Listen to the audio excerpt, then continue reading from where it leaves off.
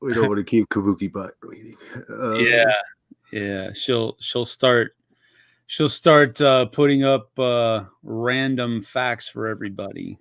All right, gang. This is Are You Board Game Garbage? This is not my idea. I got this off of some comedians who are from the Philly area. Actually, it's called Are You Garbage? Yeah, but it's a little lewd and crude for some audiences. Yeah, I was a contractor. I'm used to that. But. Right.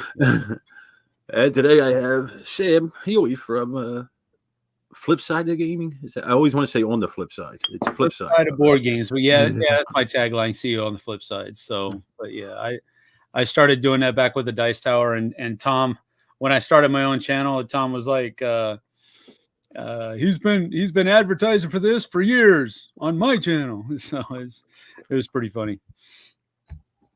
Yeah. So I'm going to ask Sam some oddball questions. I'm an oddball. We're going to see if he's garbage or if he's board game glamorous. We'll see. I don't think I've ever been called glamorous. So. Oh, I know I haven't. I've had some of my work called cute, which kind of bothers me. But I use the word cute to describe some like area control game one time, and I had a hard time living that one down. Did you? I can't remember what game it was now.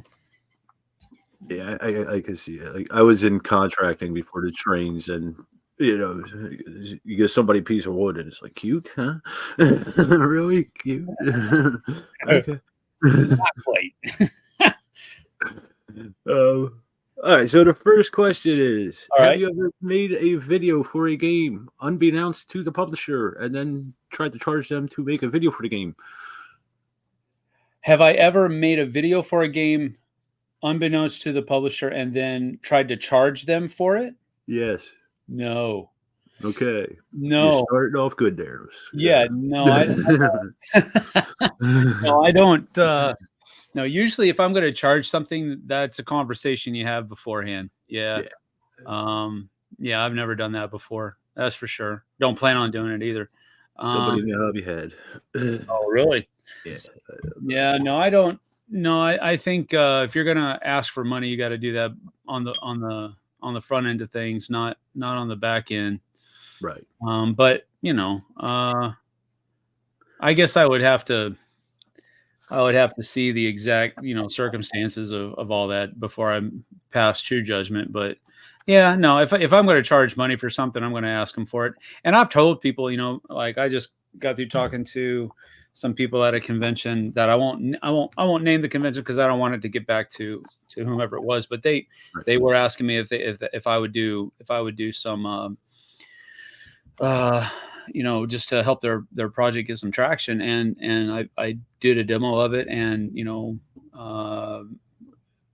after I played the demo, talked to the designer, and I was like, I don't think I'm the person that you want to give money to. Cause, there were just a lot of things that I just didn't find enjoyable about the game. But, yeah, no, I mean, you ask for money for something, you got to do it on the front end.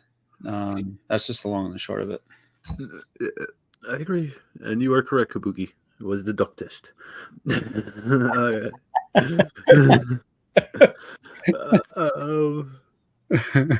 I'm trying to remember what I asked Berkey here. I'm trying to get like 4 or 5 long. I'm still working this out. I'm trying to get 4 or 5 normal ones. Fire away, man! Fire away. Oh, well, we were talking about the Duluth.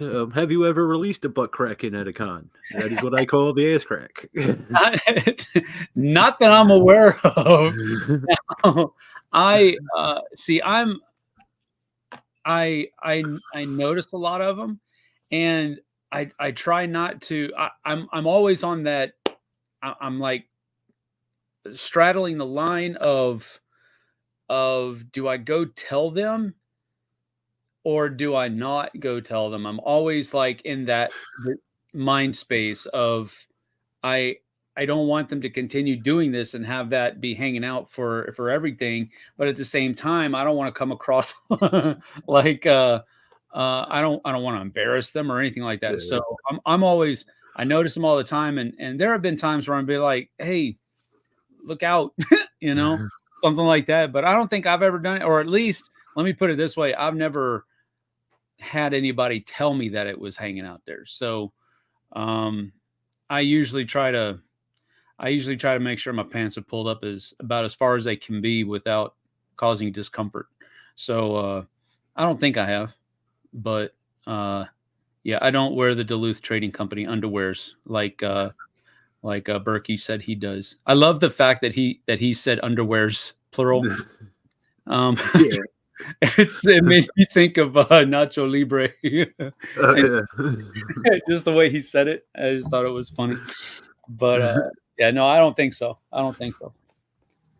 I don't think anybody would really admit to that, though. Well, I mean, I guess it would depend on the context of the situation, maybe. Because I try to be pretty good about laughing at myself. Because Yeah. if you don't laugh at yourself, you just start taking yourself too seriously. So, um, I think I would probably remember something like that, and I probably would laugh at it after the fact. But I guess it would depend on how embarrassed I was at the time. But I don't know. I try to laugh at myself. Yeah. Sometimes I fail. Yeah. I'm beyond that. I was in the hospital for months. Everybody and their mother saw what I got. Yeah, exactly. Yeah, I was in the hospital last November, for I had appendicitis. I had to have my appendix removed, and there was also I forget what they call it, it had actually, infested or whatever, and there was a pit in there that they had to remove. I can't remember what they called Uh, it. Abscess. There we go. uh, Abscess. And that was yeah, I was in the hospital for I think 11 days, because I had to have my appendix removed, the abscess removed, and then they found on the other side that I had a 9 millimeter kidney stone oh, that wow. was just acting like a ball valve, and Yeah. and and so they had to go in there, laser it, and then remove it as well. So I in the span of about 11 days, I had I think it was three different surgeries, and so yeah, everybody and their mother. Um, my wife was there a lot, and she tried to help out as much as she could, but she had to go home at some point. But yeah, everybody and their mother saw everything I have. So it's just one of those things. You get to a certain age, and it's like, who cares? Yeah. Pretty much. Yeah. That's a lot in 10 days. I never had appendicitis. I had stones in the abscess, but Yeah. uh, not at once. Uh, what was that? Oh, what's the mechanism that grabbed you? The first one that really caught your attention in the hobby. It's not really a mechanism, I guess. It's more of a genre now, but cooperation. It was okay. Cooperative games are what really kind of a niche of mine that I really enjoy. And it's not that I only want to play cooperative games, but I love how, when you have a regular game where there's competition, there's always that divisive factor that, you want to help people as much as they can, but at some point especially after you feel like they're starting to catch on and they're starting to learn how to make the right decisions in a game or whatever, that you want to stop helping them, and then it becomes a contest between you and them, and there's less community there, and there's conflict, and I don't mind conflict. I love, Memoir 44 is one of my favorite games. Blood Rage is my favorite game, and so I love conflict games. I love competitive games. Don't get me wrong, but cooperative games are really kind of my jam for like board game nights and get-togethers and those kinds of things, because it's at that point it's all about community, and so that's really what kind of opened the hobby up for me, I think. And so I know it's not really a mechanism, it's more of a genre. So Yeah. I apologize for putting a twist on it, but I think it's more of that than it is any one particular mechanism, because I find that mechanisms are more like pieces of the recipe, and you can have uh, a mechanism that you really enjoy in one game, and you deplore it in another because the recipe is different. So I think I think my answer would be the cooperative games, because that's really what kind of made the hobby feel more like a community at that point, whenever you're playing cooperative games. Well, since you switch it around, you're garbage. But no, I'm kidding. It's actually I have a similar thing with that. That's pandemic got me into the hobby, Oh, okay. and that was the one where it was like I did not realize a board game could do what pandemic did, Sure. and that it brought people together instead of pitting them against each other. Yeah, exactly. Yeah, Yeah. you're cooperatively, coming together to try to beat the game. You're not trying to beat each other, and I really like that about cooperative games. I think I think they're if they aren't already, I think they're a staple for the hobby. If they don't exist, then it's going to start going downhill. Yeah, I can see that. All right, you're hosting a game night. What kind of snacks are you serving? Cheetos. No, I'm just kidding. No, not Cheetos. Well, my wife and I, we host, along with a couple of other people that help us.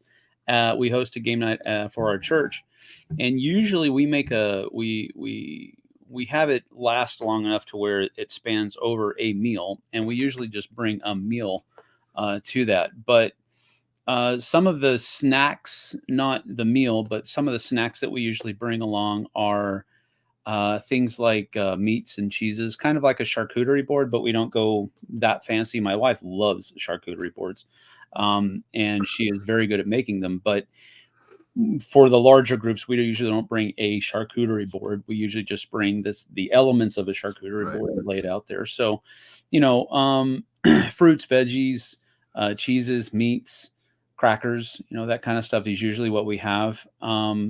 And we're pretty lax about whether or not you're going to eat around the game or anything like that, because at the end of the day, for us at least, I understand how people can be protective of their investment, their property, whatever it might be, however you want to look at the game.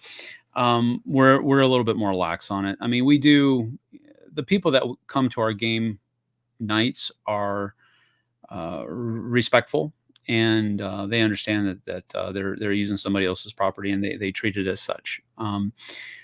But we've never had to really be sticklers about don't bring this, don't bring that, don't eat that around my game, that kind of stuff. We've never had to do that, but we usually stick to the cheeses and meats and crackers and stuff like that. Yeah, I'm trying to remember. Usually with us is beer. We are Irish, but pretzel stuff. Yeah. Meats and cheeses. I've actually Thanksgiving was the last one we had. Before that, it's been a while. Oh, It's have you ever flipped a board in a game? I've never flipped a board. I have, and I'm not proud of this, but I have wiped the board once. Wiped it?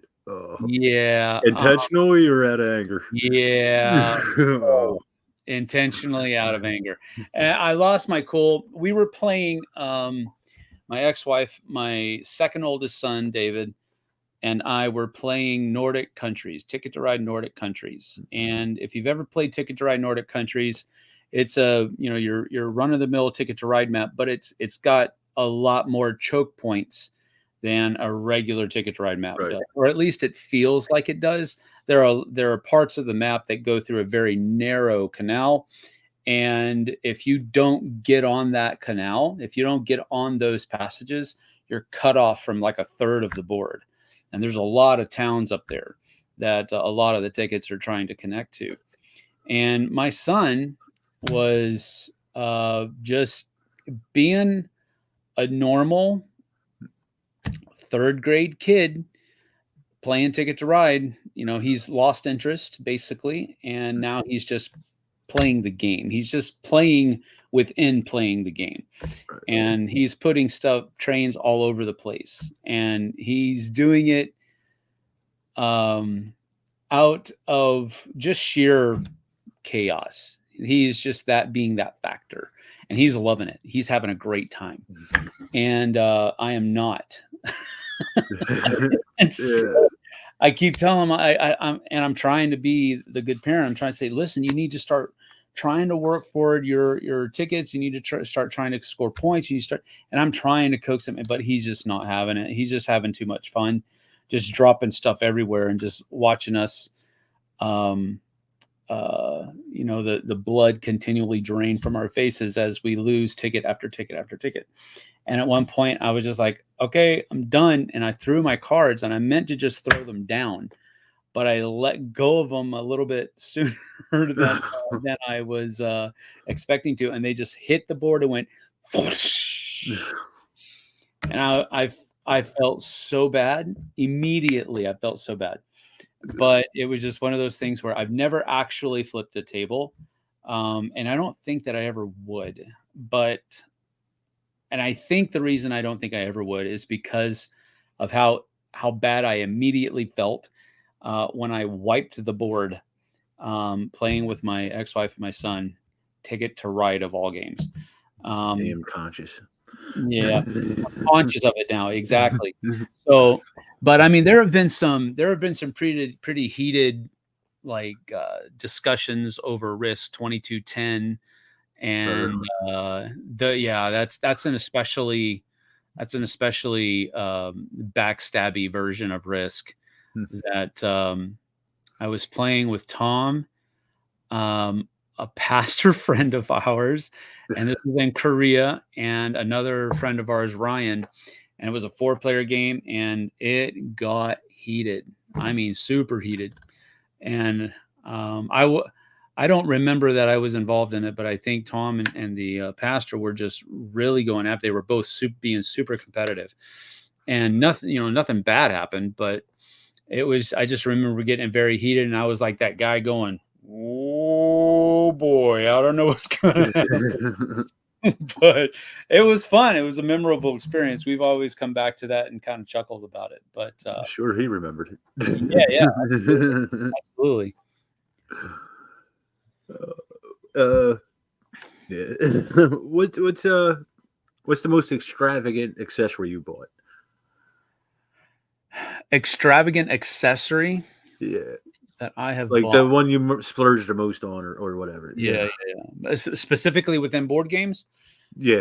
Yeah. I don't want to judge the rest of your life as being conscious, just the board games. Yes. You're just judging this one context. Okay. I would. Gee whiz.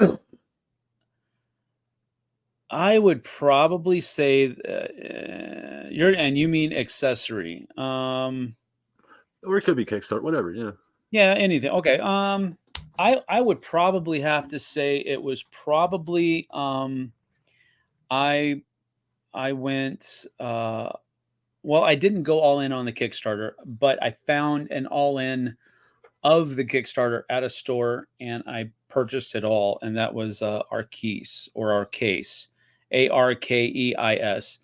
Huge box. I'm looking at it right over here, and it's got a huge box, core box, and then it's got like 3 or 4 different expansions that go along with it that are smaller boxes. But that's probably my biggest splurge at once.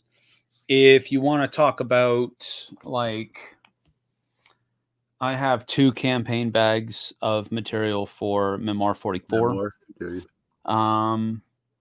And I used to have everything for Tannhäuser, but I sold it. Yeah, and all I have now is a core box. So, but as far as what I've purchased, yeah, it's probably Archice or all the Memoir 44 stuff that I've got. But half of that was Tom's stuff that he just got rid of, and he gave it to me so I could double up on it. But I had enough before he gave me all of his stuff. So that's probably. I'm sorry, guys. No. Actually, Memoir is actually one I'm starting to build up on the expansions on a little bit. Yeah. I do enjoy that system. Yeah, it's a great system. It's a great system. Oh, I just had one. What was it? It had something to do with that, and I forget now. All right, we'll put this on. We'll come back. All right. Who do you think is your most overrated designer?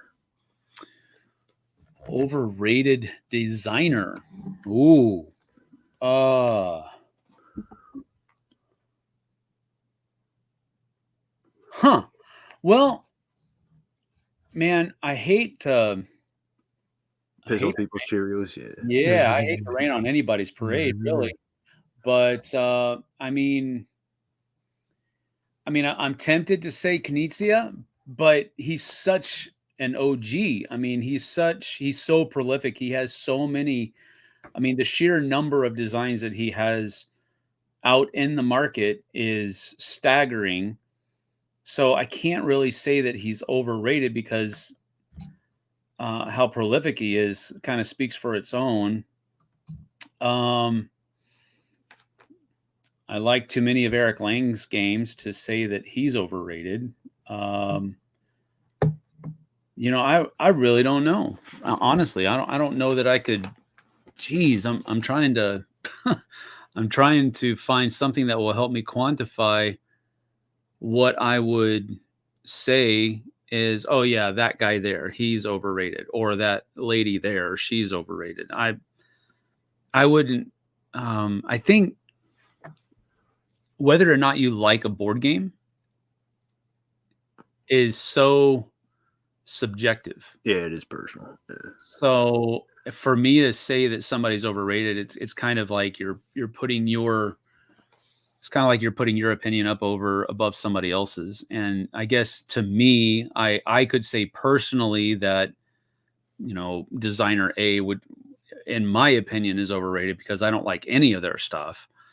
But that's probably more because I don't like the genre of games or the kinds of games that they put out, not necessarily that they are a overrated designer. Okay. Um, I, All just, right. I just I just Let's don't think I can quantify that. we'll switch it up. What's your most underrated genre then? Underrated, in Or other overrated rather. I'm sorry. overrated. Oh, okay. I would have to. Well,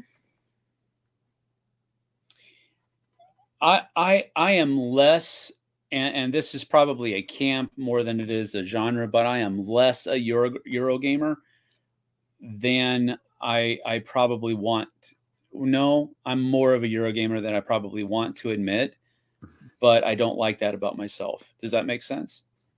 Yeah, you're ashamed of being a Eurogamer? Yeah, I get it. No, I really I really find myself gravitating towards a lot of the mid-weight, um, a lot of the mid-weight games that are out there. I usually don't have a whole lot of time to play the heavier games.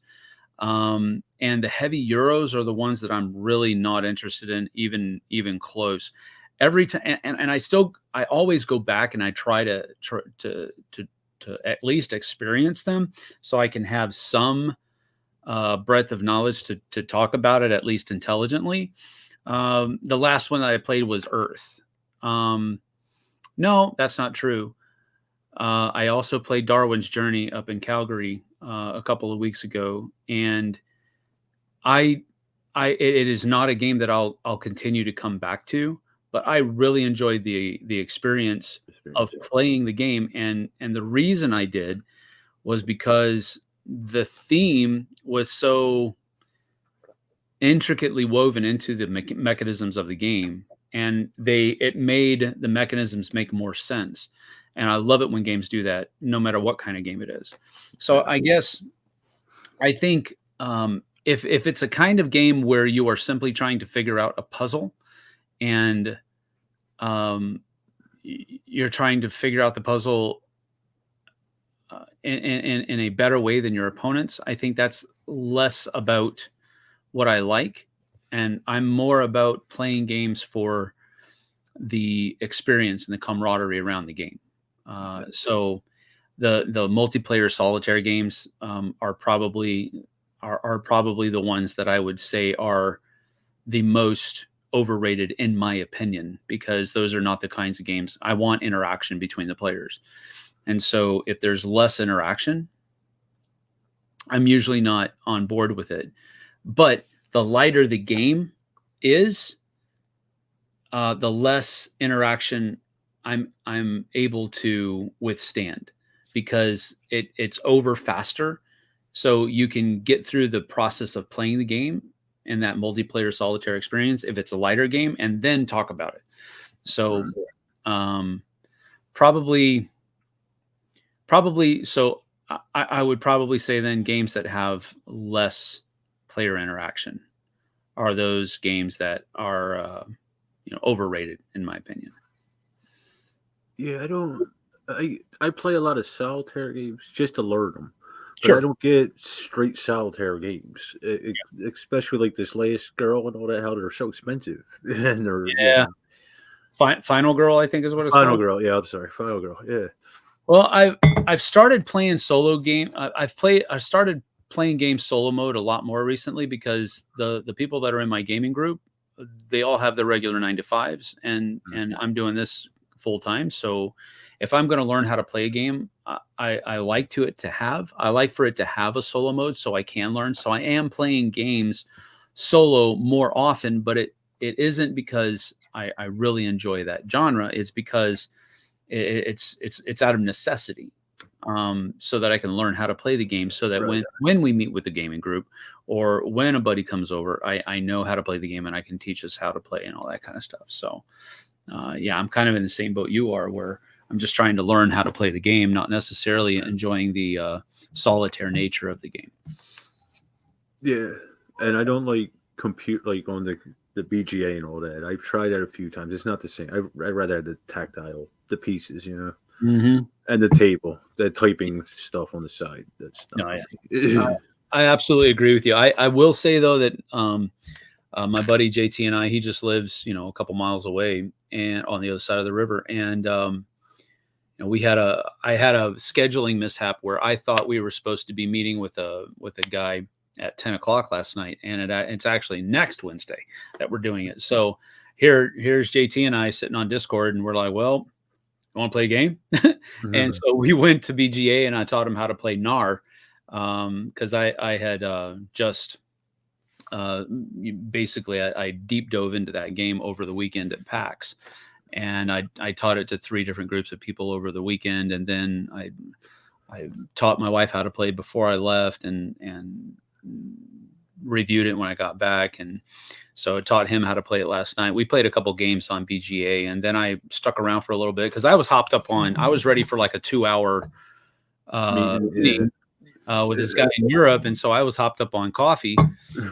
and caffeine, and I wasn't going to sleep. So I played a couple other people with Hanami Koji or Hanama Koji, and that was fun. I mean, it is what it is.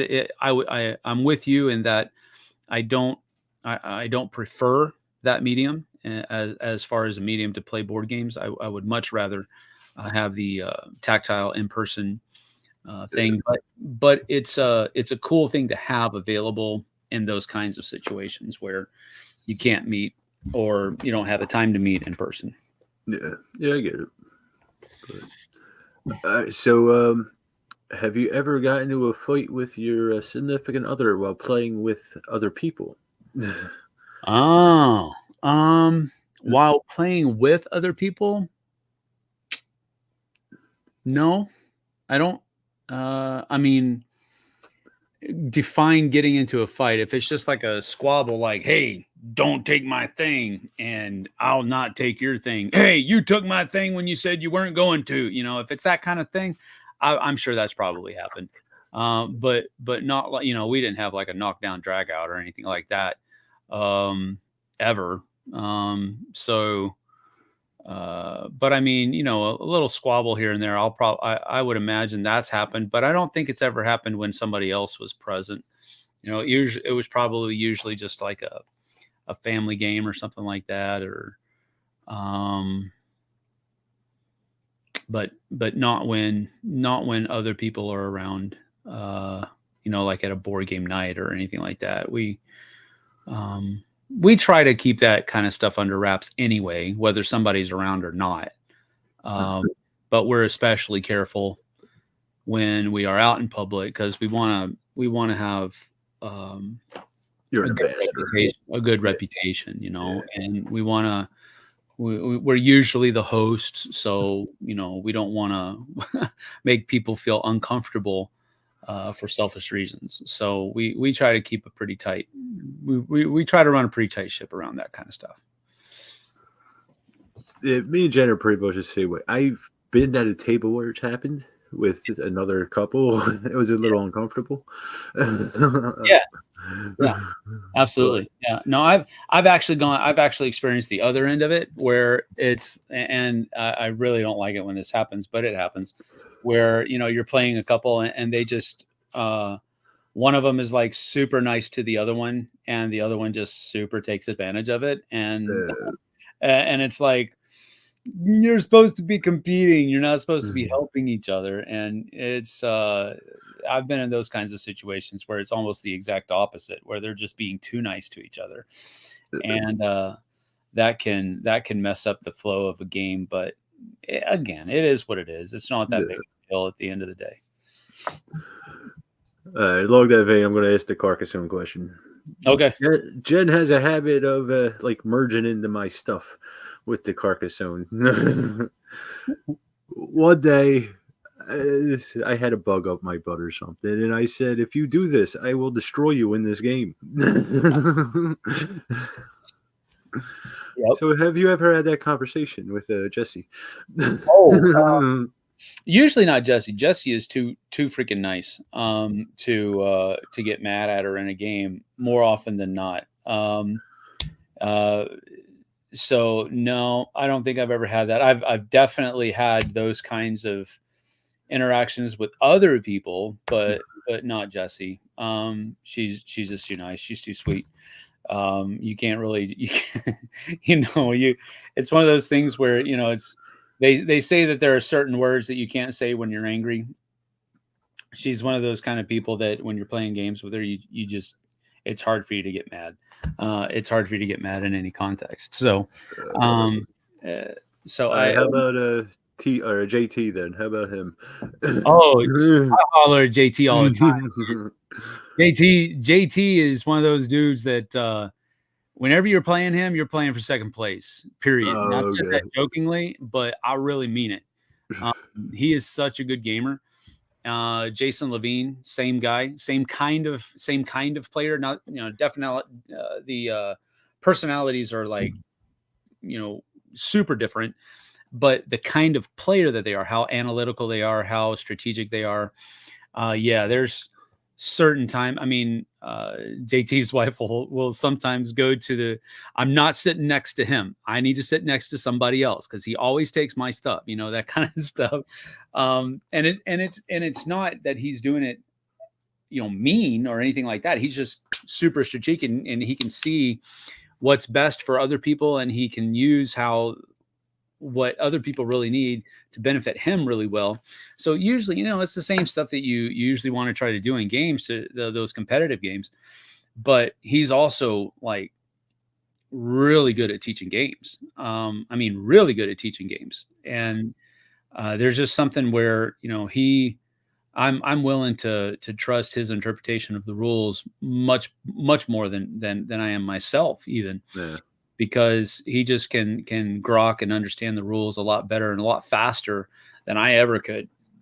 But yeah, no, I'm hollering at JT all the time. I'm like, dude, don't even think about taking my thing. I will just, and of course it's all tongue in cheek, it's all people talk. But yeah, I'm always JT. No, I'll holler at him all the time, and he gives it right back too. So that's the cool thing about it, and that's one of the cool things that I was able to play some games of Blood Rage up in Calgary, and we were able to, the players around the table, we were able to do.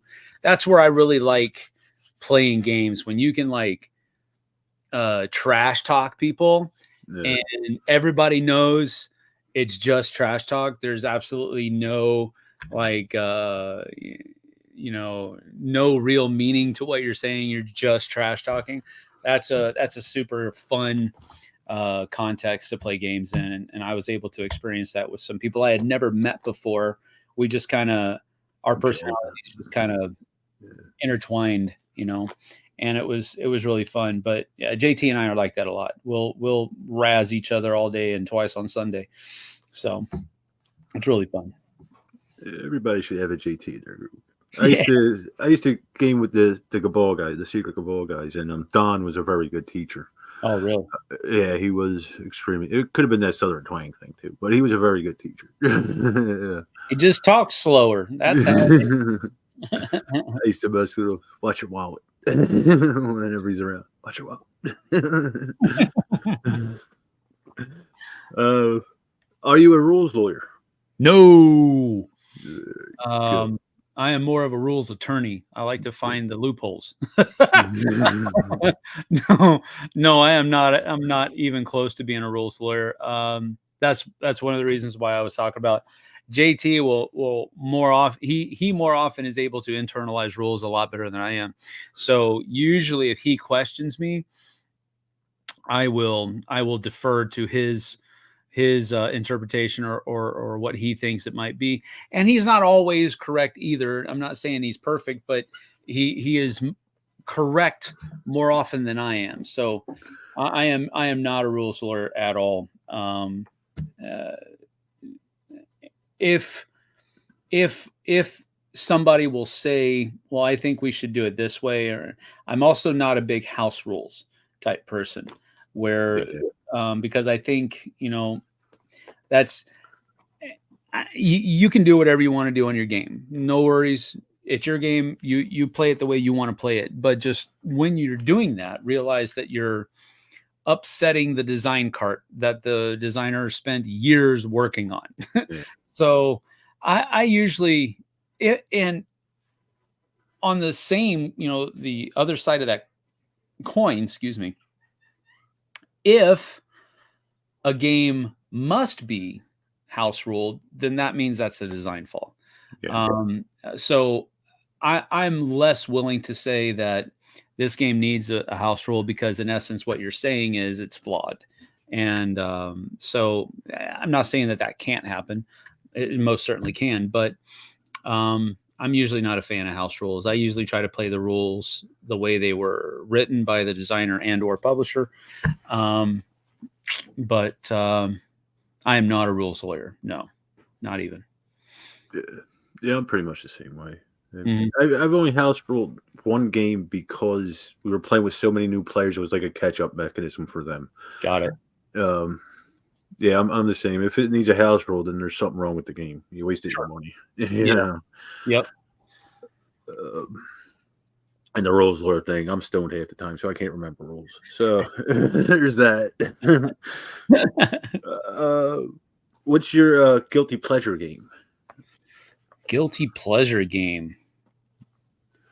Well, define what you mean by guilty pleasure, I guess. One you think you should be ashamed of being caught being played with. Bianca, I should be ashamed of it. Or you feel ashamed, I should say. Yeah. No, I get what I understand. I just wanted a little bit more direction. Man,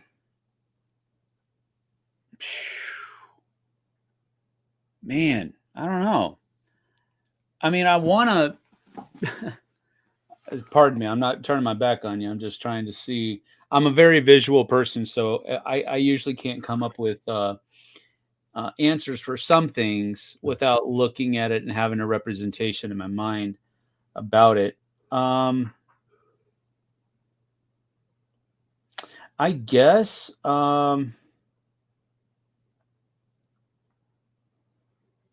I guess I would go with one of two probably. And that would be probably either Cosmic Encounter or Ticket to Ride.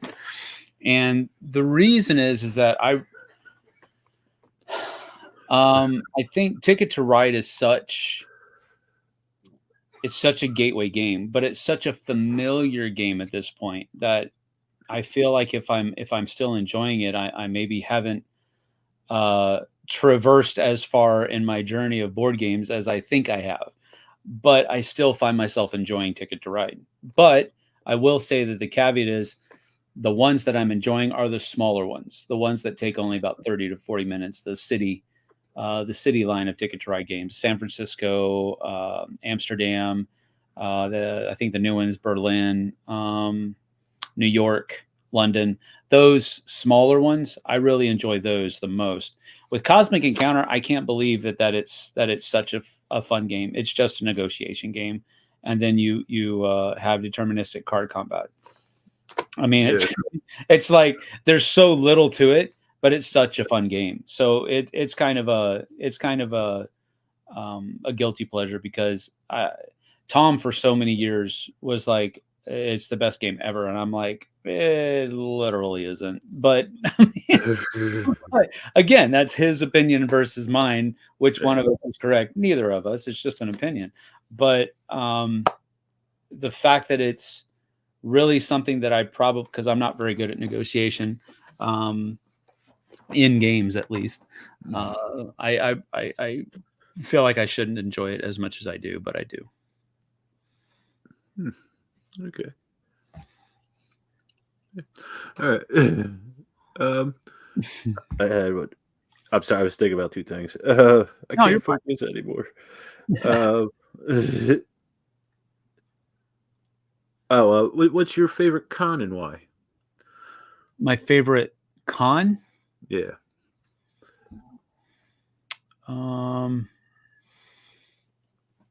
What do you mean by con? a convention. Yeah, board game convention. Oh, see, I was thinking pros and cons. Wow. Oh, yeah, the review Got thing. Sorry. My favorite convention, and I've only been a couple of times, but I think my favorite convention is UKGE, and it's been years since I've been there, so I don't know how accurate it would be, but I don't know why, but that convention feels more like I don't know, it's really strange. It feels more like a homey kind of convention than the rest of the conventions that I've ever been to. And that might be partially because the last time I've been, it was smaller. I know it's grown a lot since I've been there, but uh, I used to put Origins and UKGE both on kind of the same level, and I think UKGE has probably grown past Origins because they had a dip a little bit. But I really enjoyed, first of all, the country, the context, I enjoyed being able to go up to Nottingham and go see Warhammer World. I enjoyed the people, spending time over there, and the I don't know. There was just kind of almost like a sense of camaraderie that was inherent in that convention that I usually don't feel in a lot of different conventions. I'm not a big group kind of person. Now don't get me wrong. I've gone to a lot of metal concerts. I've been to a lot of places, a lot of events that had big groups of people in them, but I never really. I went there not because I enjoy being in a big group of people. So conventions were always kind of like a necessary, if I can put air quotes around the word evil, because I don't really enjoy big groups of people, but it was part of the job. It was something that you had to do. And I enjoyed the personal interactions that I had at conventions. But if we could have had those personal interactions in a much smaller setting, I would have been much more at ease and comfortable. But UKGE had that. It was a bigger convention that had that hometown feel to it, in my opinion. And so that's the one that I've always kind of come back to. All the other conventions are fun and they're good and they're great places to network, great places to see people that you start forging strong relationships with over the course of the year because you're all going to the same conventions. You get to see each other and time and time again. But UKGE just kind of stood out as being, if I could say it this way, my people. But they weren't. I didn't know anybody there any more than I do any other convention. It just had that feel, So that's probably my favorite one. For a minute, I thought you were going to say that one in Florida.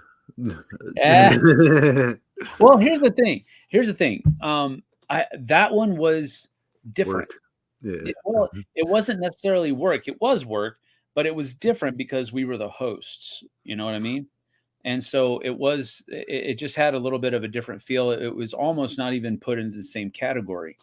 Right. Um, I enjoyed all of the events that we went to with the Dice Tower, and I still enjoy the fact that Tim brings me back to Dice Tower West every year. I really enjoy that fact because, well, first of all, Tim's a great guy, and then on top of that, I get to see all the other guys and interact with some of the old fans and all that kind of stuff. So I'm super stoked that I'm able to keep going back to Dice Tower West. But those events that we hosted were in kind of a different camp as far Yeah. as all of the other conventions that we went to. Yeah, I can understand that. That's one I never wanted. The one in Florida, just because. Well, three reasons. It's in July in Florida. Yes. Fourth of July in Florida, and Yeah. it's in July in Florida. Yeah. Yeah. And it's in Orlando, one of the hottest places in Florida. Yeah. Yeah. Exactly. No, I get it. Yeah, that's one thing I super do not miss in Florida is the weather. There's a internet thing that every time that we get a lot of snow up here in Washington State, I take a picture of it. I'll take a picture of my like shoveling snow or doing something laborious because we have 2 feet of snow that fell overnight. And I'll put hashtag still better than Florida weather, and Florida people lose their mind. And I'm like, yes, I get to shake my fist at you. Yeah, I couldn't do it. Well, Dallas isn't much better. Like BGG spring, I think, is my favorite con. Oh, that's cool. I'd like to go back to fall. It's been a few years since I've been to the fall one, but Mm. I haven't been in Dallas during the summer. I've been there the spring and the fall. So Scott was telling me like there was a Bucky sign that melted. It was so hot down there. Man, I don't want to do that. He was like there was a couple times it was like over 110. I was like, dang, no. that's unreal. Yeah, I like my 3 seasons now up here in Delaware. It used to be 4. I like 4 seasons. I really do like 4 seasons. Fall is great, but usually up here fall is a little rainy. I'm not such a big fan of cold and rainy. I like cold and snowy because those two match. But cold and rainy just seems like it's nasty outside if it hits that. But the rest of the seasons up here are great. And I like having that seasonal flow that I just never had living down in the South. I grew up, I was born and raised in Texas, grew up along the Gulf Coast, spent about 4 years over in Germany when my dad was in the Air Force. But when my dad got stationed in Germany while he was in the Air Force, he was in the Air Force for like 22 years. So it wasn't just 4 years, but, and then we came back and we lived on the Gulf Coast, and I grew up with heat all the time, and I'm glad to have rid myself of it. It still gets hot up here. There's still a month in the summer that it gets up to like, or at least a couple of weeks in the summer that it gets up to like 110, 111. But it's not the humid kind of heat that you get down in the South. Yeah, that's horrible. That humidity. It's like walking in soup. Yeah, exactly. It's like walking through soup. It's gross. Yeah, we don't have a winter here pretty much anymore. We used to get snow and all that, not so much. Today it snowed for the first time. It was like barely an inch. Right. Yeah.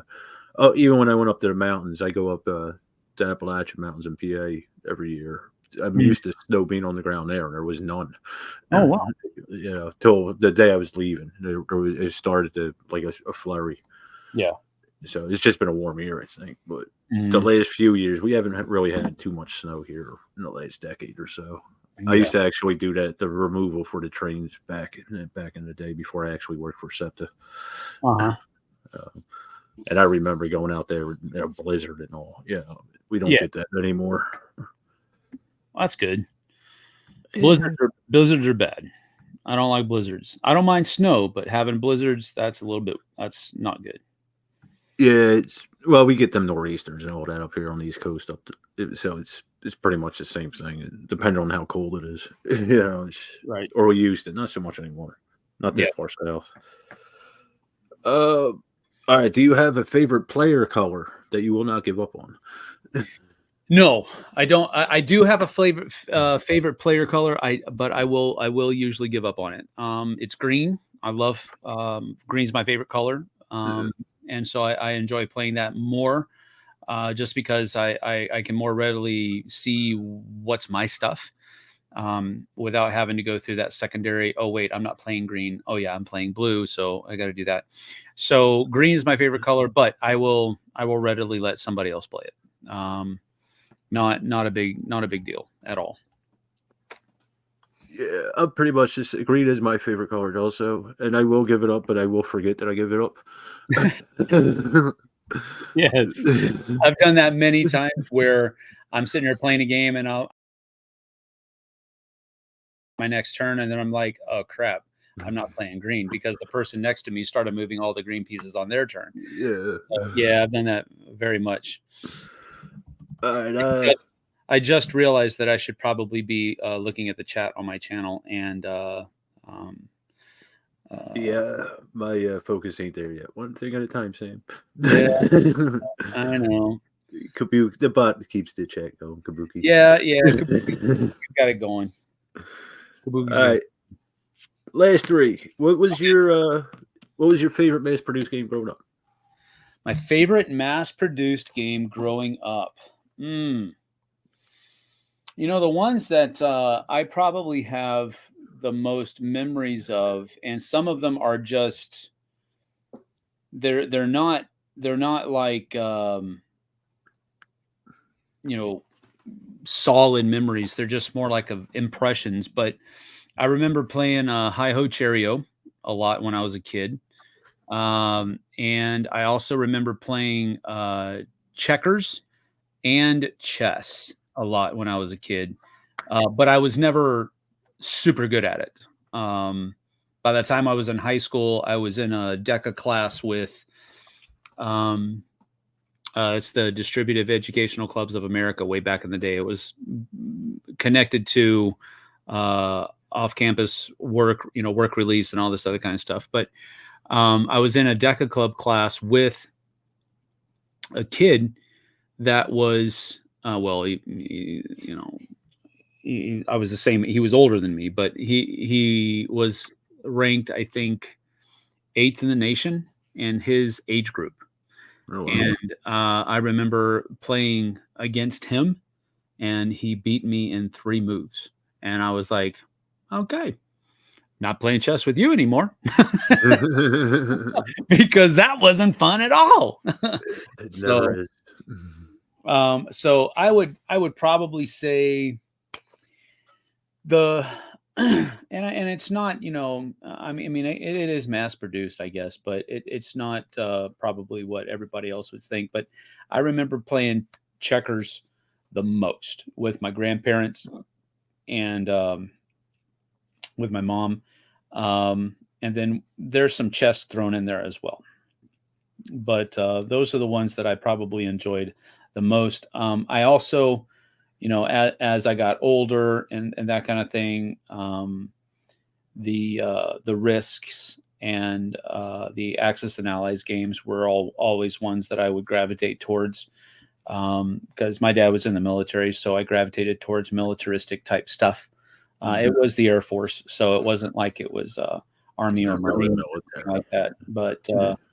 um, so I had those, I guess, not really proclivities to it, but I just was drawn to them more. And I enjoyed playing those, but those are probably it. I never really enjoyed Monopoly. I've never really been an economic minded person, so and that's all Monopoly is just trying to get more money and more properties and all this other kind of stuff. And that never really appealed to me. It was always kind of boring. Yeah, Monopoly is my least favorite, but it took me a while to realize that people weren't playing by the actual rules, so the game was dragging on. Yeah, Yeah. right. Uh, yeah, I don't. I grew up in a house where kids were like there, but not. It's like Yeah. get out of the house. Yeah, Take it yeah. out. Get out of the house. Yeah. Go play. Yeah. I really don't remember playing too many games. Well, my brother Risk later on, and we played for days. But he was in the army by that point. Right. And I vaguely remember Mousetrap with my sister. But other than that, yeah. Like I said, I just recently realized I didn't play. I've never played Access and Ally, so I bought it a couple months ago. Uh-huh. Yeah. I'm actually glad I did. I every time I played, I see a new strategy. I've only played about half a dozen times so far, but Yeah. it still intrigues me. Mhm. What is there somebody you would like me to do this to? Uh, Yeah. is there somebody that I would like to have you do this to? Once Let's I see. figure out how to explain it to people. Yeah, right. Right. Let's see. Who Derek Funkhauser would be a fun one to watch. I think you'd have a good time talking to him. He's a good guy. Derek Funkhauser, he's board game spotlight, and uh, he's got a Facebook podcast. He, myself, and Ruel Gaviola are resurrecting the board game spotlight podcast, and we've started doing it together. So he's a good guy. I've been spending more time with him recently. Bubba Stallcup or Matt Wambier from Love Thy Nerd. I think those two guys would Yeah, I actually enjoyed them. would be good conversationalists for you. So those there, I gave you three. You only asked me for one, but I gave Beggars ain't choosers. you. Yeah. Is there a question you would like to add to this list? Oh, question for who? Yeah. I'm basically splitting it up into like designers, media, and what was the other one? I forget what the other one was. Designers, media, and Something else but the hobby. I can't remember. But that's publisher. basically publisher, probably. Yeah. Okay. Matt and Bubba would definitely be probably media. Derek could actually fit a couple of those different niches because he does work with Wise Wizard. And he is pretty heavily involved in their process now, I think. So he could probably fit into both of those camps. What question would I like you to add to it? Well, if it's Derek, ask him why does he spend so much loyalty on the garbage Cubs? Cubs. Okay. Now, I'm a Cubs fan, so you got to tell him that question comes from me, and then he won't get offended. He probably won't get offended anyway. But if it's Matt or Bubba, ask them. No, if it's Matt, you ask him why Lorcana. Okay. I'd actually be interested to know that.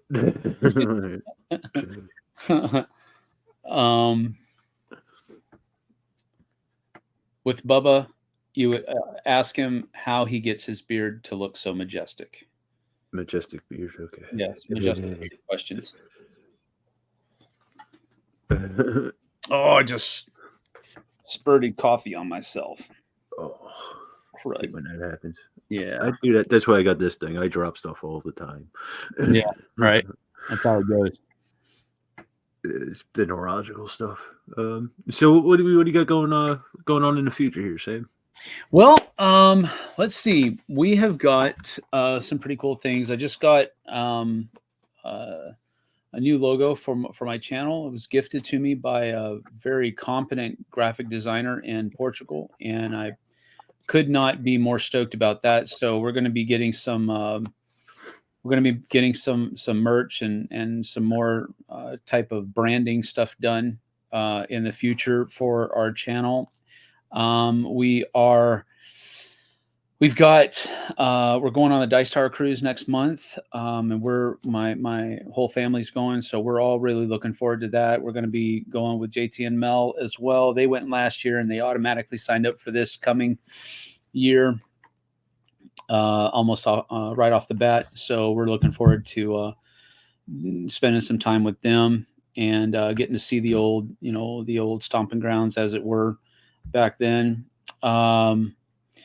After that, I'm pretty hazy on what we've got going on later on. I'm toying with the idea of going to Tantrum Con, but it's right after we get back from the cruise, and I don't know that I want to spend another few days. I mean, I guess if you look at it from I just spent the entire week with my family, now I can.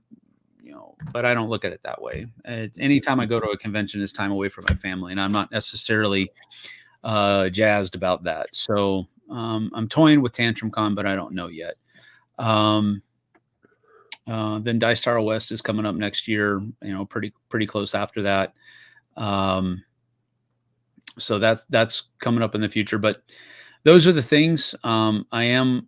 We're me, as I already mentioned, me and Derek and Ruel are doing the Board Game Spotlight podcast together, and I'm looking forward to having that be a kind of a monthly staple in my content creation. I really enjoy that. But we're going to start, just keep on doing what we're doing. As far as our week-to-week schedule, I'm trying to get more live reviews done. Doing live reviews is a little bit easier for me because I don't have to spend the time editing them, and so I'm hoping to start getting more reviews done as I keep doing them live instead of having them edited. And then JT and I are going to be doing some more top 10s. We've got top 10 of 2023 and 2022 that we're probably going to be recording over the weekend, and one of those will go up next week probably. I've got a couple previews. Well, one preview that's going to be delivered to the publisher this week, and they're launching that campaign next month, I believe. So there's a lot of stuff that's coming on, but we're just keeping our nose down and getting things done, so that you just keep swimming. That's the idea that I come back to. Just keep swimming, and you're never going to reach the finish line. It's just going to be one of those things where we just keep going. Cool. I'll let the chat decide if you're garbage. All right. What game are you looking forward to trying out? We are actually playing tomorrow. We are actually playing the final version of Last Light, Roy Canaday's game, put out by Gray Fox Games, and it's been a long time coming. I backed the campaign as soon as I found out that it was live, and been waiting with bated breath ever since. So it came in right before I left to go to PAX. So I basically unboxed it, punched it, put it all together, and then took it to JT and said, "We're playing this when I get back." So he's read the rules, and we're going to be playing it live tomorrow, just he and I. And I'm really looking forward to it because people are raving about this game, and I'm really happy for Roy to have been to have this payoff coming to him, because he poured his heart and soul into that game, and I'm just very happy that he's been able to have such a good experience with it. So I'm looking forward to giving it a try. I've only played prototype versions of it, and it was probably a couple iterations ago that I did.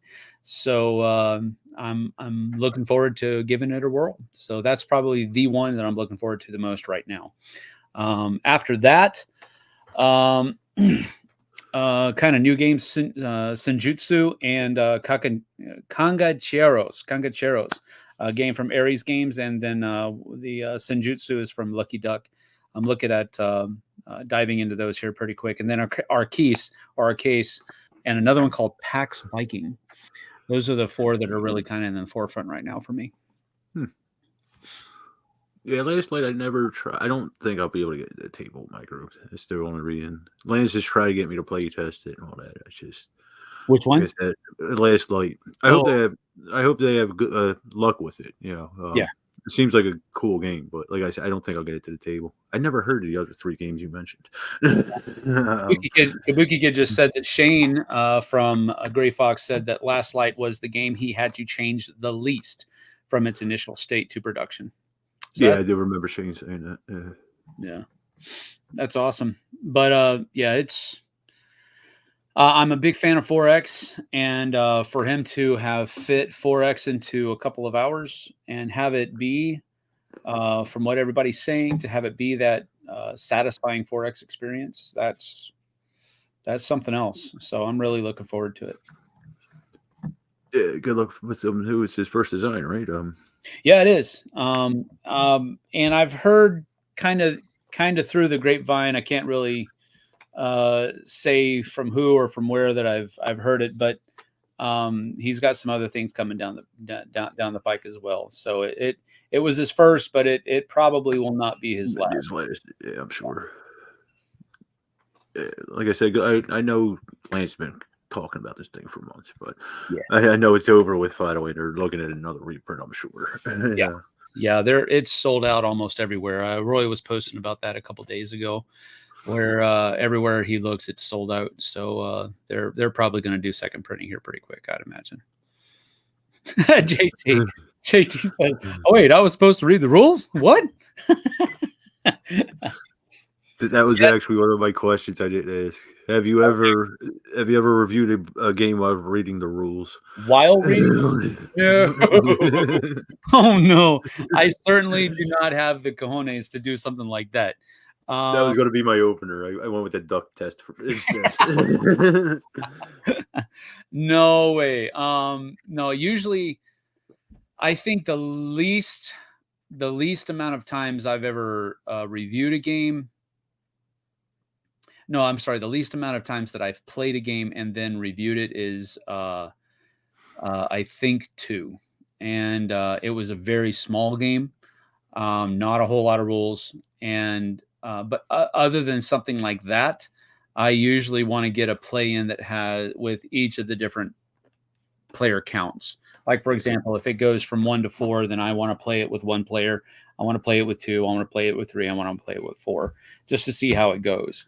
I used to not even bat an eye at solo modes, but now that my context is a little bit different, I have the ability, I guess, to sit down and learn how to play the game solo and then play it a couple times solo. So I'm much more open to that now. But I used to not even try it solo. Um, but but yeah, no. Reviewing a game while you're reading the rules, no, that would be a breach of protocol. Yes. Yeah, I'm sure for some people.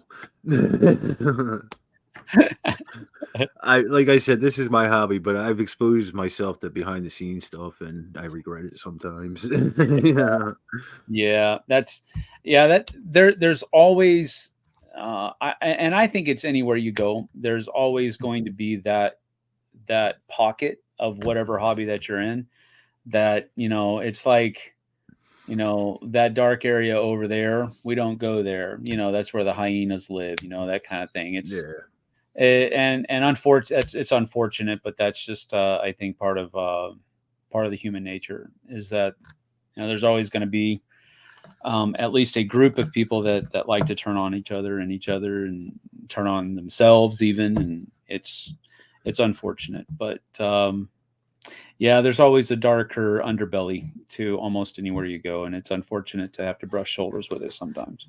yeah, it is. But it's everywhere, like you said. It's not just the board games. Yeah, Some true. are more toxic than board games. Absolutely, Some communities. absolutely. Yeah, I don't want to keep you too long. Where can people find you at the YouTube channel? And Yeah, the YouTube channel is called it's called FobG, the flip side of board games. And there's a new logo out there. It used to just be a something that I came up with myself. Um, late one night, and I was just wanting to go to bed, and I needed to get it done. So I did not put a whole lot of time into it. But the new one is much better, much more powerful, much more vibrant. And so if you type in FOBG, flip side of board games, or just flip side of board games, it should come up here pretty quick within the first couple of responses. I also have a Facebook page that I usually like. I usually post on Facebook and Twitter when we're going live with whatever we're going live with. And we usually do that about 15, 20 minutes before we actually go live. I also have an Instagram page that people can follow. And that's more not really, it's not really connected. You know, there's a link to my YouTube channel in the bio of my Instagram profile, but that's more just, you know, kind of off the cuff type stuff. It's not really connected. I do post sometimes there, you know, when we're going live or something like that. But Instagram's a little wonky because you have to click the link in the bio and then you can go and then you have to find the thing. They won't let you put actual links to the videos in the just the comment that you put next to the picture. So I usually I've been doing that, you know, notifying people through Instagram more recently now, but I used to not do it at all because of that little glitch. But Twitter, Facebook, Instagram, YouTube, those are the four places that you can interact with me, and I'm happy to have you. Go like and subscribe to Sam's channel. You can do it to mine. I don't care either way. Yeah, do it. Like I said. Do it to Barry's channel too. He's the one that hosted this. He's the one that should get all of that. So it's my hobby, like I said. Come along if you want. It's mainly for me. Yeah. There you go. But, so was this too mean? That's my biggest fear, is coming off too negative with this. No, it's not mean at all. It's just, you know, it's the way I was explaining it to Jesse earlier was that, you know, you ask you ask atypical questions. You know, when you go into a interview with in the board game, you can almost guess sometimes. You can almost guess the questions that are going to be asked. But with this one, no, you can't. And that's cool. I like that. Yeah, I thought the premise would be fun for the hobby in general. I was trying to get Scott to do it on BGG. I didn't want to be a part of it because I know how I am. You know, I curse a lot. I'm not the normal gamer. Yeah. I was in construction most of my life, so there's that part. You know, it's a different world. Right. But I couldn't explain it to him. You know, I couldn't explain the premise without it seeming like I'd be picking on somebody. Like you've got him in the crosshairs. No, I get it. No, one of the things that I like about it is that it's not, and you kind of said it yourself. It's not flashy and it's not fancy or anything like that. It's boots on the ground. You know, it doesn't take itself too seriously, and it's just a good conversation. So it's good and it's relevant. So I like it. Cool. Well, thanks for coming on. And you're very welcome. Thanks for having me. I appreciate it. We'll have to do this again because, you know, we always run the risk of turning into garbage at some point. You have to do it again later on to see if I've turned into garbage, or maybe I'm not. Maybe I am garbage, and maybe I can become more glamorous later on. Well, I'm only looking at one chat, and Kabuki was the only one woman enough to speak up. So I'm going to say your board game. You're not garbage and you're not glamorous. You're board game general. Okay. That's awesome. I'll take board game general any day. That's awesome. Yeah, maybe next time we'll have JT and Jesse on. Yes, that'll be. I would absolutely enjoy having both or one of them on. Absolutely. That would be a great time. All right, so for everybody watching, thanks for watching. I never know how to end these things. Even when I did the sit downs, I never. JT said, so good. I hit the like button twice. And I think he knows what that means. He liked it, and then he didn't like it. That's Uh, great. this was fun. All All right, right. guys. See you Thanks so later. much, Barry. Thank you, same.